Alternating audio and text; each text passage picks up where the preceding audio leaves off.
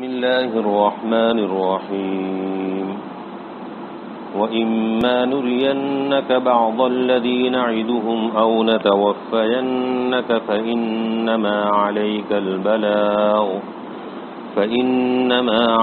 البلاغ وعلينا الحساب أولم يروا أنا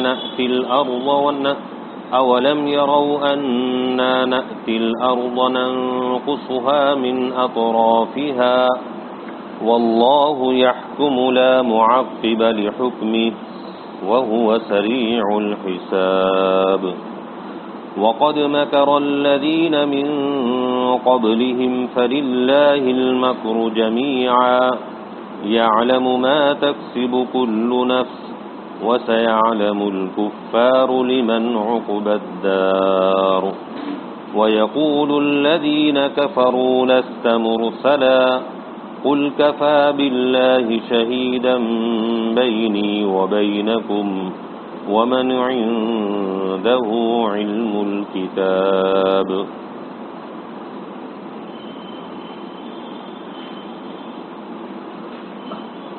قرآن پاک کے اندر اللہ جل شانہ نے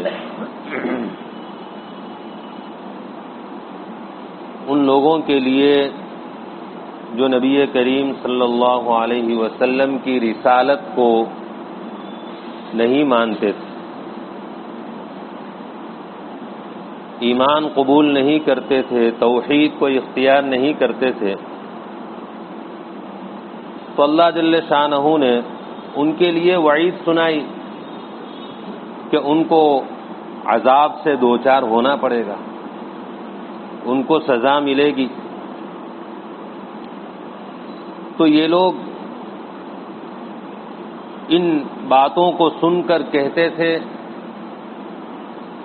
کہ آپ کہتے ہیں کہ عذاب آئے گا، عذاب آئے گا، تو ہم تو آپ کی بات نہیں مان رہے ہیں، انکار کرتے ہیں آپ کی نبوت کا، رسالت کا، پھر وہ عذاب کیوں نازل نہیں ہوتا؟ اس عذاب کے آنے میں دیر کیوں لگ رہی ہے؟ تو اللہ جل شانہ نے اس آیت کے اندر ان کو جواب دیا کہ وَإِمَّا نُرِيَنَّكَ بَعْضَ الَّذِي نَعِدُهُمْ أَوْ نَتَوَفَّيَنَّكَ. اللہ تعالیٰ فرماتے ہیں کہ جو بات کہی جا چکی ہے کہ کفر کرنے پر، شرک کرنے پر عذاب ہوگا، تو یہ بات ہو کر رہے گی، سزا مل کر رہے گی. اب دو باتوں میں سے ایک ہے، یا تو یہ کہ اللہ تعالیٰ وہ عذاب آپ کی حیات میں، نبی کریم صلی اللہ علیہ وسلم کی حیات میں وہ عذاب ان کو دکھا دے، یا یہ بھی ہو سکتا ہے کہ آپ کی وفات کے بعد ان کو اللہ تعالیٰ پورے طور پر اس عذاب کے اندر اور سزا کے اندر مبتلا کرے. بہرحال یہ بات ہو کر رہے گی. ان لوگوں کو، ان مخالفین کو، نہ ماننے والوں کو اللہ کی طرف سے جو ڈھیل مل رہی ہے، جو مہلت مل رہی ہے، اس ڈھیل سے اور اس مہلت سے بے خوف نہیں ہو جانا چاہیے اور بے فکر نہیں ہو جانا چاہیے کہ کچھ تو ہو نہیں رہا ہے. عذاب کی دھمکیاں دی جاتی ہیں اور کوئی عذاب تو آتا نہیں. اللہ تعالیٰ فرماتے ہیں ایسا نہیں ہے.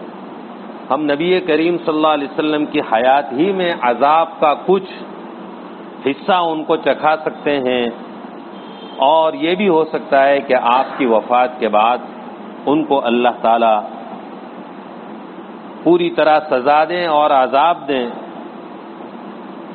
جو بات کہی ہے وہ ہو کر رہے گی. وہ بے فکر نہ ہو، اس مہلت سے بے خوف نہ ہو، بے فکر نہ ہو. جب یہ لوگ عذاب کا مطالبہ کرتے تھے تو نبی کریم صلی اللہ علیہ وسلم کی منشا بھی یہ ہوتی کہ ہو جائے، آ جائے ان کے اوپر عذاب تو بہتر ہے. تو اللہ جل شانہ نے نبی کریم صلی اللہ علیہ وسلم سے فرمایا فَإِنَّمَا عَلَيْكَ الْبَلَاغُ، آپ اس فکر میں نہ پڑیں کہ ان کے اوپر عذاب کب آئے، کس وقت آئے،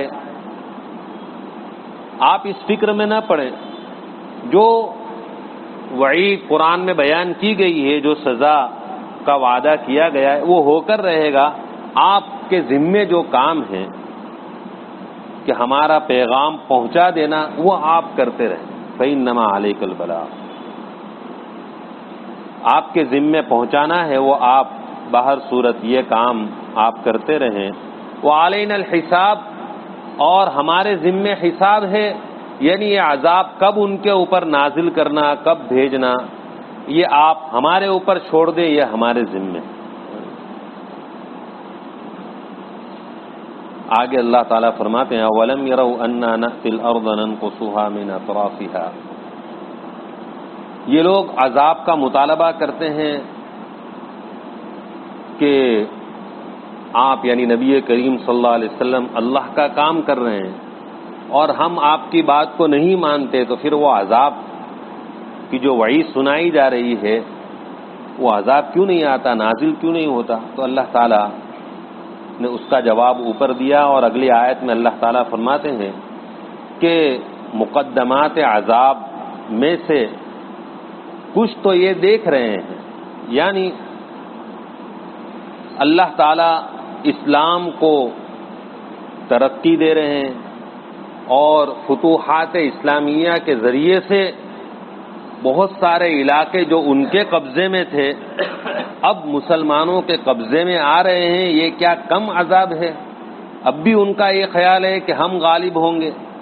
یہ بھی تو ایک طرح کی سزا ہے اور عذاب ہے کہ مختلف علاقے اللہ تعالیٰ ان لوگوں کے قبضے سے نکال کر مسلمانوں کے حوالے کر رہے ہیں. تو یہ گویا بڑے عذاب سے پہلے ایک چھوٹا عذاب ہے، یہ پیشگی مقدمہ ہے، چھوٹا عذاب ہے. بڑے عذاب سے پہلے کہ ایک وقت آئے گا کہ اللہ تعالیٰ ان سب کو کڑی سزا دیں گے اور مکہ فتح ہوگا اور ان کو اپنے گھر میں بھی تنگی محسوس ہونے لگے گی. یہ اللہ کا وعدہ ہے اور اللہ کا فیصلہ ہے، اور اللہ تعالیٰ کے فیصلے کو کوئی ٹال نہیں سکتا. اولم یرو، کیا انہوں نے دیکھا نہیں کہ ہم زمین کو اس کے اطراف سے، اس کے کناروں سے کم کرتے چلے آ رہے ہیں، ان کی گرفت اور پکڑ وہ کم ہوتی جا رہی ہے. یہ کیا کچھ کم ہے؟ اس سے عبرت نہیں لیتے، اس سے سبق نہیں لیتے؟ اب بھی ان کا یہ خیال ہے کہ ہم ہی غالب رہیں گے اور عذاب کا مطالبہ کرتے ہیں. یہ کیا ہے جو ان کے ساتھ کیا جا رہا ہے؟ تو اللہ کا فیصلہ تو ہو کر ہی رہے گا. واللہ یحکم لا معقب لحکمہ، اللہ فیصلہ کرتا ہے اور اس کے فیصلے کو کوئی ہٹا نہیں سکتا، ٹال نہیں سکتا. وہو سریع الحساب، اور وہی بہت جلد داروگیر کرنے والا ہے، پکڑ کرنے والا ہے. بہت جلد وہ وقت آئے گا کہ اللہ تعالیٰ مسلمانوں کو غلبہ عطا فرمائیں گے اور ان لوگوں کو اللہ تعالیٰ مغلوب کریں گے. وَقَدْ مَكَرَ الَّذِينَ مِن قَبْلِهِمْ فَلِلَّهِ الْمَكْرُ جَمِيعًا.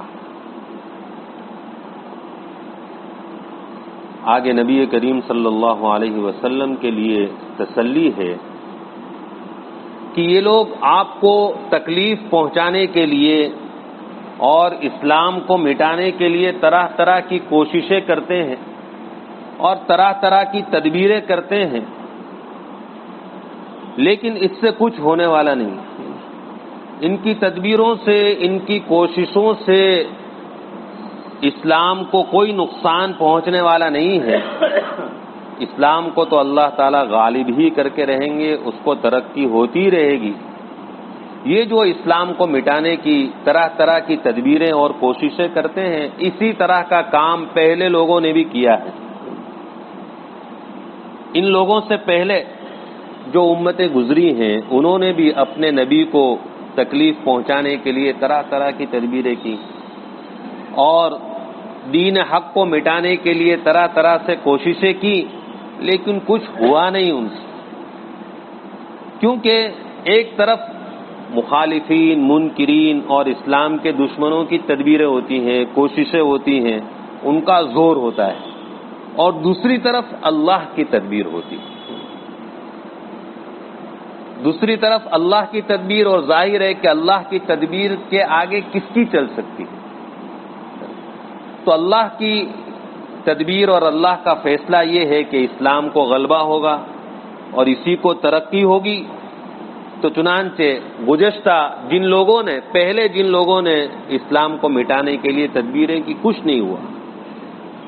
بالآخر اللہ تعالیٰ نے دین حق کو ہی پہلے بھی غالب کیا، اور اب بھی یہ لوگ جتنی کوششیں کر رہے ہیں کچھ ہونے والا نہیں، کیونکہ اللہ کی تدبیر کے مقابلے میں کسی کی چل سکتی نہیں ہے۔ تو اللہ کا فیصلہ ہی غالب ہو کر رہے گا اور اسلام ہی کو غلبہ ہو کر رہے گا۔ وَقَدْ مَكَرَ الَّذِينَ مِن قَبْلِهِمْ، اور بالتحقیق تدبیر کی ان لوگوں نے جو ان لوگوں سے پہلے ہوئے ہیں، انہوں نے بھی تدبیریں کی ہیں اسلام کے خلاف، نبی صلی اللہ علیہ وسلم کو ایذا پہنچانے کے لیے، یعنی اپنے وقت کے نبی کو ایذا پہنچانے کے لیے تدبیریں کی ہیں۔ فَلِلَّهِ الْمَكْرُ جَمِيعًا، اصل تدبیر تو اللہ کی تدبیر، اور ظاہر ہے اللہ کی تدبیر اور اللہ کے فیصلے کا، اس کی تدبیر کا کوئی مقابلہ نہیں کر سکتا، کسی کی نہیں چل سکتی۔ یعلم ما تکسب کل نفس، اللہ تعالی جانتا ہے جو شخص بھی، جو انسان بھی، جو کچھ بھی کرتا ہے، ہم جو کچھ بھی کرتے ہیں، اسی طرح ہر انسان جو کچھ کرتا ہے اس کے فعل کی، اس کے کام کی اللہ کو اطلاع ہے، اللہ اس سے واقف ہے۔ انسان اچھا کر رہا ہے، برا کر رہا ہے، صحیح کر رہا ہے، غلط کر رہا ہے، اللہ تعالیٰ فرماتے ہیں میرے علم میں ہے۔ یعلم ما تکسب کل نفس، ہر نفس جو کچھ بھی کرتا ہے اللہ اس کو جانتا ہے، لہذا یہ لوگ بھی، یہ مخالفین اور منکرین جو نبی کریم صلی اللہ علیہ وسلم کو تکلیف پہنچانے کے لیے پلاننگ کرتے ہیں، اسلام کو مٹانے کے لیے تدبیریں کرتے ہیں، وہ اللہ کے علم میں، اور اس کی سزا ان کو ملے گی۔ وَسَيَعْلَمُ الْكُفَّارُ لِمَنْ عُقْبَى الدَّارِ، آج نہیں تو کل ہر کافر کو پتہ چل جائے گا کہ اچھا انجام کس کے لیے ہے، اہل ایمان کے لیے ہے یا ان کے لیے۔ اللہ تعالیٰ فرماتے ہیں کہ ایک وقت آئے گا اچھا انجام کس کا ہے وہ پتہ چل جائے گا۔ وَيَقُولُ الَّذِينَ كَفَرُوا لَسْتَ مُرْسَلًا، حق اور باطل کے درمیان جو ایمان لے آئے وہ اہل حق ہے، وہ حق پر ہے، جو ایمان نہیں لائے وہ اہل باطل، باطل پر ہے۔ اب یہ حق اور باطل کے درمیان جھگڑا کس چیز میں تھا؟ جھگڑا اس چیز میں تھا کہ نبی کریم صلی اللہ علیہ وسلم ان کے سامنے اپنی رسالت کو پیش کرتے تھے کہ دیکھو میں اللہ کا رسول ہوں، مجھے اللہ کا نبی تسلیم کر لو، رسول تسلیم کر لو۔ تو جن لوگوں نے آپ کو رسول مان لیا وہ حق پر ہوئے، اور جنہوں نے نہیں مانا وہ باطل پر ہوئے۔ تو جھگڑا جو تھا وہ اسی پر تھا۔ تو یہ نقطۂ نزاع اور جھگڑے کا نقطہ اللہ تعالیٰ بیان فرماتے ہیں کہ یہ کافر لوگ کہتے ہیں آپ رسول نہیں، جھگڑا یہاں ہے۔ آپ ان کو رسالت کی دعوت دیتے ہیں میں اللہ کا رسول ہوں، اور وہ کہتے ہیں نہیں آپ اللہ کے رسول نہیں ہیں، آپ کی رسالت کو نہیں مانتے۔ اور نبی کریم صلی اللہ علیہ وسلم نے طرح طرح سے مختلف طریقوں سے ان کو یہ بات سمجھانے کی کوشش کی، دیکھو میں اللہ کا رسول ہوں، تم مجھے اللہ کا پیغمبر اور رسول تسلیم کر لو تو تم کو کامیابی ملے گی اور تم نجات پاؤ گے، لیکن وہ انکار کرتے تھے۔ تو اللہ تعالیٰ فرماتے ہیں یہ اب انکار کر رہے ہیں، بات اس پر ختم کر دو کہ آپ کہہ دیجئے کفا باللہ شہیدم بینی و بینکم، میرے اور تمہارے درمیان کہ میں کہتا ہوں اللہ کا رسول ہو اور تم کہتے ہو کہ نہیں، تو میرے اور تمہارے درمیان اللہ گواہ کافی ہے. اور قرآن پاک کے اندر اللہ تعالیٰ نے جگہ جگہ آپ کی رسالت کو بیان کر دیا کہ آپ اللہ کے پیغمبر اور رسول ہیں. جب تک آدمی نبی کریم صلی اللہ علیہ وسلم کی رسالت کو نہ مانے وہ مومن نہیں ہو سکتا. تو اب یہ نہیں مانتے، آخری بات ان سے یہ کہہ دو کہ اللہ میرے لیے گواہ کافی ہے. اور ومن عنده علم الکتاب، جن لوگوں کے پاس کتاب کا علم ہے، اہل کتاب یعنی جو توریت کو مانتے ہیں یہودی اور جو انجیل کو مانتے ہیں نصارہ، تو ان یہود و نصارہ میں جو منصف انصاف پسند ہیں، اچھے لوگ ہیں، جنہوں نے توریت پر حقیقت میں عمل کر کے دکھایا، انجیل پر حقیقت میں عمل کر کے دکھایا، تو اللہ تعالیٰ فرماتے ہیں کہ آپ ان لوگوں سے کہہ دیجئے جو آپ کی رسالت کو نہیں مانتے دو بات. ایک تو یہ کہ اللہ کافی ہے میری رسالت کی گواہی دینے کے لیے، تم کہو مانو یا نہ مانو. اور اہل کتاب میں جو انصاف پسند ہے ان کی گواہی بھی کافی ہے. اب اللہ کی گواہی دینے کے بعد کہ آپ اللہ کے رسول، اور ان اہل کتاب کی گواہی دینے کے بعد کہ آپ اللہ کے رسول ہیں، اب محمد صلی اللہ علیہ وسلم کو رسول نہ ماننا یہ سوائے بدبختی اور شقاوت کے کچھ نہیں. تو قرآن پاک میں جگہ جگہ نبی کریم صلی اللہ علیہ وسلم کی رسالت کا ذکر ہے، اور اسے ایسے ہی اہل کتاب نے نبی کریم صلی اللہ علیہ وسلم کے زمانے میں جو انصاف پسند تھے انہوں نے گواہی دی کہ آپ اللہ کے رسول. چنانچہ شاہ حبشہ نجاشی یہ نصرانی تھے، عیسائی تھے. مکہ مکرمہ میں سن نبوی 5 میں یعنی نبی کریم صلی اللہ علیہ وسلم کو اللہ تعالیٰ نے نبوت عطا فرمائے اس کے 5ویں سال، 5 سال ہو چکے تھے. 5ویں سال میں جبکہ کافروں کی طرف سے بہت زیادہ مسلمانوں پر ظلم ڈھایا جانے لگا اور ان پر ظلم کیا جانے لگا، تو نبی کریم صلی اللہ علیہ وسلم نے مسلمانوں کو حبشہ کی طرف جانے کی اجازت دی. تم حبشہ چلے جاؤ تاکہ ان کے ظلم سے نجات ملے.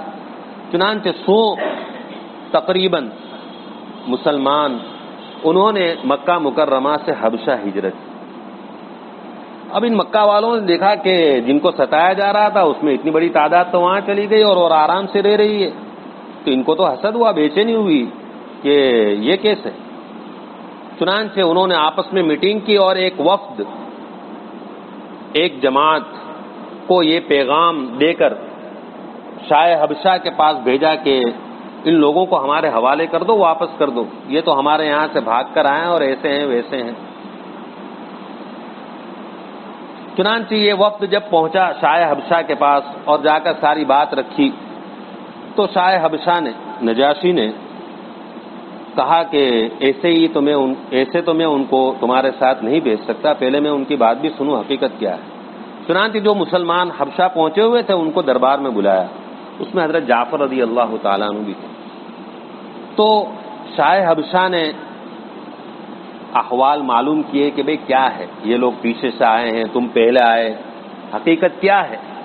چنانچہ حضرت جعفر رضی اللہ تعالیٰ عنہ نے پوری بات بغیر کسی کمی بیشی کے شاہ حبشہ کے سامنے رکھی کہ بھئی حقیقت یہ ہے، بات یہ ہے، انہوں نے اتنا ظلم کر کے ہم کو پریشان کر رکھا تھا کہ ہم مجبور ہو کر یہاں پر آئے ہیں، اور نبی آخر الزماں اس طریقے سے مبعوث ہوئے ہیں اور نبی کریم صلی اللہ علیہ وسلم کے متعلق کچھ باتیں بیان کی، قرآن کے متعلق بیان کی. بہت متاثر ہوا. اس نے کہا اچھا قرآن پاک میں سے کچھ یاد ہے؟ کہا ہاں. کہا سناؤ. تو سورہ مریم کی ابتدائی آیتیں حضرت جعفر رضی اللہ تعالیٰ عنہ نے پڑھ کر سنائی تو نجاشی بھی رو پڑا اور درباری بھی جتنے تھے وہاں پر وہ سب کے سب رو پڑے. اور شاہ حبشہ نجاشی نے کہا یہ تو وہی کلام ہے جو حضرت عیسیٰ علیہ السلام پر نازل ہوا تھا. اور اس نے کہا کہ اور کوئی صورت یاد ہو تو سناؤ. دوسری صورت سنائی تو اس نے کہا کہ بالکل یہ حق ہے جو تم نے سنایا، سچ ہے، اور جس کی جانب سے تم آئے ہوئے ہو انہوں نے بھی جو بات تم تک پہنچائی ہے وہ بالکل سچ ہے، وہ حق ہے۔ اور ابو موسیٰ اشعری رضی اللہ تعالیٰ عنہ کی روایت میں ہے کہ شاہ حبشہ نے کہا کہ میں تم لوگوں کو خوش آمدید کہتا ہوں، اور جن کی جانب سے تم آئے ہوئے ہو ان کو بھی خوش آمدید کہتا ہوں، اور تم یہاں پر امن سے رہو، تم کو کوئی چھیڑ نہیں سکتا۔ چھوٹا سا منہ لے کر یہ تو واپس ہوئے، اور یہاں شاہ حبشہ نے اس وقت یہ گواہی دی کہ یہ نبی آخر الزماں جن کی بشارت حضرت عیسیٰ علیہ السلام نے دی تھی یہ وہی ہے، اور میں ان کے اوپر ایمان لاتا ہوں، میں گواہی دیتا ہوں کہ وہ اللہ کے رسول ہیں۔ دیکھو یہ گواہی اہل کتاب کی طرف سے، ومن عنده علم الکتاب، جن کے پاس کتاب کا علم ہے ان کی گواہی بھی کافی ہے۔ چنانچہ نصرانی بادشاہ گواہی دے رہا ہے کہ آپ اللہ کے رسول ہیں، اور کہا کہ یہ سلطنت کی ذمہ داری میرے حوالے ہے، اگر یہ بات نہ ہوتی تو میں سفر کر کے وہاں پر مکہ جاتا اور ان کی جوتیوں کو چوم لیتا۔ خیر وہ اس طریقے سے مومن ہوئے اور اسلام قبول کیا اور نبی کریم صلی اللہ علیہ وسلم کے رسول ہونے کی گواہی دی۔ اسی طرح اہل کتاب میں سے عبداللہ ابن سلام رضی اللہ تعالیٰ عنہ ہیں، یہ یہود کے بہت بڑے زبردست عالم تھے۔ جب نبی کریم صلی اللہ علیہ وسلم ہجرت فرما کر مکہ مکرمہ سے مدینہ منورہ تشریف لائے تو عبداللہ ابن سلام رضی اللہ تعالیٰ عنہ کو اس وقت نبی کریم صلی اللہ علیہ وسلم کے آنے کا علم ہوا جبکہ وہ کھجور کے درخت پر چڑھے ہوئے تھے۔ جب ان کو یہ اطلاع ملی، یہ خبر ملی کہ نبی آخر الزماں صلی اللہ علیہ وسلم وہ ہجرت فرما کر یہاں مدینہ منورہ تشریف لے آئے تو انہوں نے زور سے اللہ اکبر کا نعرہ لگایا۔ ان کی پھوپھی نے جب یہ سنا تو وہ کہنے لگی کہ حضرت موسیٰ علیہ السلام بھی تشریف لے آتے، ان کی آمد ہوتی تو تم کو اس سے زیادہ خوشی نہیں ہوتی جو ابھی تم خوش ہو رہے ہو، اس سے زیادہ تم کو خوشی نہیں ہوتی۔ انہوں نے کہا ہاں ہاں یہ حضرت موسیٰ علیہ السلام ہی کے بھائی ہیں، اور حضرت موسیٰ علیہ السلام کو اللہ تعالیٰ نے جو دین دے کر بھیجا تھا وہی دین دے کر ان کو اللہ تعالیٰ نے بھیجا ہے۔ چنانچہ نبی کریم صلی اللہ علیہ وسلم کی خدمت میں حاضر ہوئے، اور وہ خود فرماتے ہیں کہ جب میں نے نبی کریم صلی اللہ علیہ وسلم کے چہرے انور کی طرف دیکھا تو میں نے کہا کہ یہ کسی جھوٹے کا چہرہ نہیں ہو سکتا۔ انہوں نے گواہی دے دی کہ آپ اللہ کے سچے رسول ہیں۔ نبی کریم صلی اللہ علیہ وسلم کو اللہ تعالیٰ نے ظاہری شکل و صورت کے اعتبار سے بھی باکمال بنایا تھا، اور باطنی اعتبار سے سیرت اور اخلاق کے اعتبار سے بھی آپ اعلیٰ درجے پر فائز تھے۔ آپ کو اللہ تعالیٰ نے جسمانی اعتبار سے بھی بہت خوبصورت بنایا تھا۔ حضرت انس رضی اللہ تعالیٰ عنہ فرماتے ہیں کہ آپ اتنے زیادہ خوبصورت تھے کہ آپ سے پہلے نہ کبھی میں نے اتنا حسین کسی کو دیکھا، نہ آپ کے بعد میں نے کبھی کسی کو اتنا حسین دیکھا۔ اللہ تعالیٰ نے نبی کریم صلی اللہ علیہ وسلم کو وہ خوبصورتی عطا فرمائی تھی۔ آپ کو اللہ تعالیٰ نے میانہ قد بنایا تھا، نہ بہت زیادہ لمبے تھے اور نہ ٹھنگے، دونوں عیب معلوم ہوتے ہیں۔ اللہ تعالیٰ نے نبی کریم صلی اللہ علیہ وسلم کو میانہ قد، درمیانی قد کا بنایا تھا، اور یہ خوبصورتی کی علامت سمجھی جاتی ہے۔ آپ کو اللہ تعالیٰ نے آنکھیں عطا فرمائی تھی سرمگی، یعنی سرما نہیں لگاتے تھے پھر بھی ایسا معلوم ہوتا تھا کہ آپ نے سرما لگایا، اور یہ بہت خوبصورتی کی دلیل ہے، سرمگی آنکھیں۔ اور اللہ تعالیٰ نے آپ کی پلکوں کو بھی دراز، لمبی پلکیں۔ آج کل خوبصورتی کے لیے باقاعدہ بیوٹی پارلر میں عورتیں جاتی ہیں اور پلکیں لمبی کرواتی ہیں، یہ خوبصورتی کی علامت۔ اللہ تعالیٰ نے آپ کو ایسا بنایا تھا کہ آپ کی پلکیں دراز تھیں۔ اور نبی کریم صلی اللہ علیہ وسلم کو اللہ تعالیٰ نے جو نور اور خوبصورتی دی تھی نہ تو صحابی فرماتے ہیں کہ آپ بالکل سفید تھے چونے کی طرح، یہ بھی عیب سمجھا جاتا ہے کہ آدمی ایک دم سفید ہو تو وہ بھی اچھا نہیں لگتا، بلکہ اللہ تعالیٰ نے نبی کریم صلی اللہ علیہ وسلم کی رنگت کیسے رکھی تھی؟ سفیدی کے اندر سرخی، لالچ ملی ہوئی، جس کو ہماری زبان میں لال گورا کہتے ہیں، اس طرح نبی کریم صلی اللہ علیہ وسلم کا چہرہ تھا اور یہ خوبصورتی تھی، سورج کی طرح چمکتا تھا۔ اللہ تعالیٰ نے نبی کریم صلی اللہ علیہ وسلم کے ہاتھوں کو پرگوشت بنایا تھا، اور حضرت انس فرماتے ہیں کہ ریشم سے بھی زیادہ نرم آپ کی ہتھیلیاں تھیں، آپ کے ہاتھ، ریشم بہت نرم ملائم آتا ہے ایک دم، تو آپ کے ہاتھ میں بھی ایسے ملائم اور نرم ہاتھ اور پرگوشت تھے، ہڈیاں دکھے ایسا نہیں، پرگوشت، یہ بھی قوت کی علامت ہے، ہاتھ اور پاؤں کا پرگوشت ہونا، تو نبی کریم صلی اللہ علیہ وسلم کے ہاتھ اور پاؤں پرگوشت، اور یہ قوت اور شجاعت کی دلیل ہے۔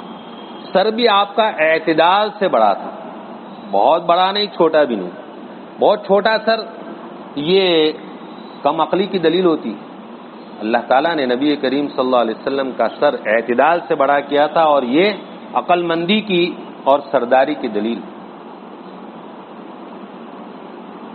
تو ظاہری اعتبار سے بھی آپ صلی اللہ علیہ وسلم کو اللہ تعالیٰ نے بہت ہی خوبصورت، اور باطنی اعتبار سے بھی، سیرت کے اعتبار سے بھی اللہ تعالیٰ نے باکمال بنایا تھا۔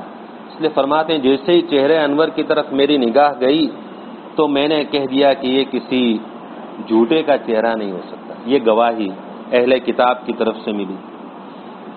ایسے ہی حضرت سلمان فارسی رضی اللہ تعالیٰ عنہ، یہ بھی نصرانی تھے، عیسائی تھے، ان کو پادریوں کی طرف سے یہ بات ملی تھی کہ نبی آخر الزماں میں 3 علامتیں ہوں گی۔